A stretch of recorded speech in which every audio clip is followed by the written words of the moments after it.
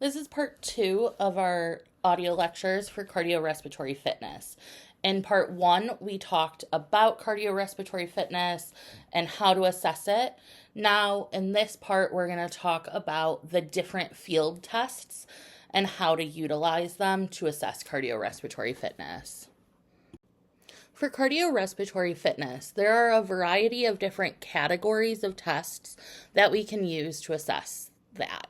The first category we're going to talk about are step tests. So step tests are usually fixed stepping at a specific rate and a specific step height. These results are easy to explain.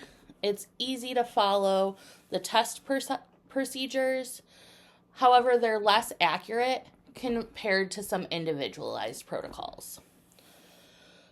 There are quite a few different step tests. Some of those include the Queen's College step test, the YMCA step test, the Astrid Rhyming step test, the Webb step test, and the step tool. So how do we know what test to use? This chart here gives us some information for the various tests.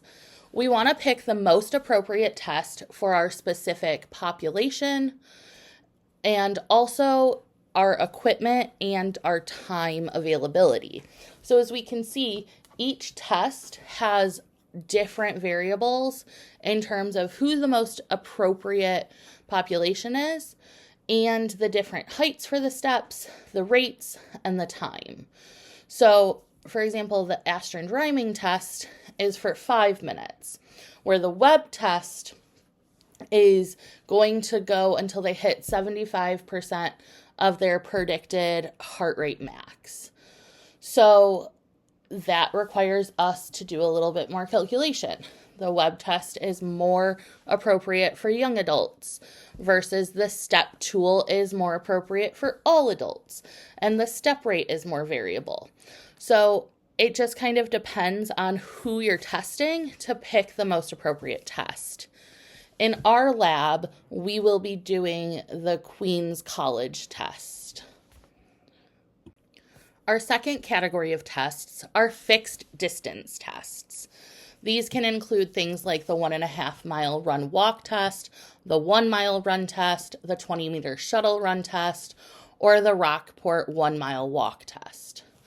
The purpose of these tests is to estimate our cardiorespiratory fitness. When we're providing instructions, it's important to emphasize that it's critical to find the best pace to cover the specific distance in the shortest amount of time possible. If the participant isn't putting forth appropriate effort, we're not going to get a great representation of their cardiorespiratory fitness. However, effective pacing and subject motivation are key determinants in the outcome of this test. So if they don't pace themselves appropriately, or they're not motivated to put forth their best effort, again, we might not get the best results. For many people, especially those who don't exercise regularly, trying to find the ideal pace takes practice. Also, some of these have us walk. Walking is defined as having one foot in contact with the ground at all times, whereas running involves an airborne phase. I know that's common sense for a lot of us, but it's important that we specify for the walk tests that they're walking and the run tests that they're running. Similarly to our fixed distance tests, we also have some fixed time tests. These tests require you to go as quickly as you can for a specific amount of time, and the distance is usually then measured. Whereas on the fixed distance tests, they go a predetermined amount of distance and you time them. So for these, we've got our 12-minute run walk, or our Cooper's 12-minute run test, a 6-minute walk test, a 6-minute run test, or the bulk test.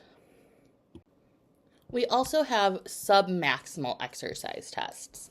Submaximal exercise tests require the participant to perform a fixed amount of work per unit of time, and in many cases, these tests require multiple stages or levels. The key distinguishing feature of these tests is that they limit the participant's effort to less than maximal exertion. There are several protocols that may be used to conduct submaximal exercise tests in order to predict their cardiorespiratory fitness. Submaximal tests require participants to exercise on a particular mode or modality, such as a treadmill, a cycle, or ergometer, at a known work output that is less than their maximal effort. Heart rate is taken at different outputs to then estimate their cardiorespiratory fitness level. With submaximal exercise tests, since they're submaximal, we also have to take some assumptions into account when making our cardiorespiratory fitness assessments. Our first assumption includes that there's a linear relationship between VO2 and heart rate. While this is true as a general trend, it's not necessarily consistent for every single participant. But because we're not measuring their VO2, we have to take that as an assumption. We also are assuming that their max heart rate is being predicted based on their age. So that typical 220 minus their age for their max heart rate, which again has some variability and some error. And we also have to assume that the patient has a steady heart rate. Some other errors are our prediction of heart rate by age, the efficiency of the participant performing the test, that the equipment is fully calibrated, and that we're getting an accurate measurement of heart rate during each stage of the test. While we have to make a lot of assumptions regarding submaximal testing, there are a lot of advantages. The first is that it's relatively inexpensive and requires less equipment, personnel, medical supervision than maximal exercise tests. Those are our gold standard tests, like our Wingate. These other advantages include it allows us to test larger groups, it's generally a shorter test duration, and if multiple tests, we can assess multiple heart rates and blood pressure responses to standardized work outputs. Some of the disadvantages include maximal measurements are not taken, but they're often predicted. This is heart rate, blood pressure, VO2, etc. VO2 max prediction error can range around 10 to 20%, and we have limited diagnostic utility for certain diseases, such as coronary heart disease. We're also limited for exercise prescription purposes with no measured heart rate max. It's only predicted heart rate max. Some examples of maximum exertion tests include the yo-yo endurance test, the Astrid treadmill test, the bulk treadmill test, or the maximum velocity test. There are some non-exercise testing assessments that can be done to try to predict cardiorespiratory fitness.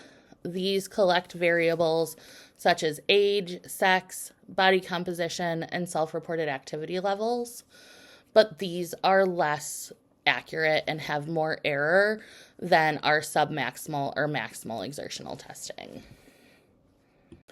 Briefly, we're just going to touch base on how to calculate BMI. Even though we know BMI is not the most accurate measurement in terms of body composition, it is often used in a lot of the equations in order to help us calculate and predict. So we do need to be aware of it. So when we're looking at BMI, we're taking our weight in kilograms and our height in meters squared. So these are just the conversions. So weight in pounds divided by 2.2046 equals our weight in kilograms. And then our height in inches times 2.54 equals our height in centimeters. And then our height in centimeters divided by 100 gives us our height in meters. And then we can calculate our BMI. As we had talked about in our exercise and vital sign video, We need to know when a test should be terminated. So any exercise test should be terminated if any of the following occur. So a participant requests it to be terminated. They don't have symptoms but have reached 85% of their max heart rate, or if there are any signs and symptoms of cardio distress. These include dyspnea, chest pain, or dizziness. In summary, we measure our cardiorespiratory fitness because it's a good indication of our heart, lungs, and vessel health. It's also a good measure of athletic performance, and we can measure cardiorespiratory fitness through indirect calorimetry or by estimating maximal oxygen uptake. Lastly, we can have these tests are validated and reliable and can be inexpensive alternatives to laboratory testing.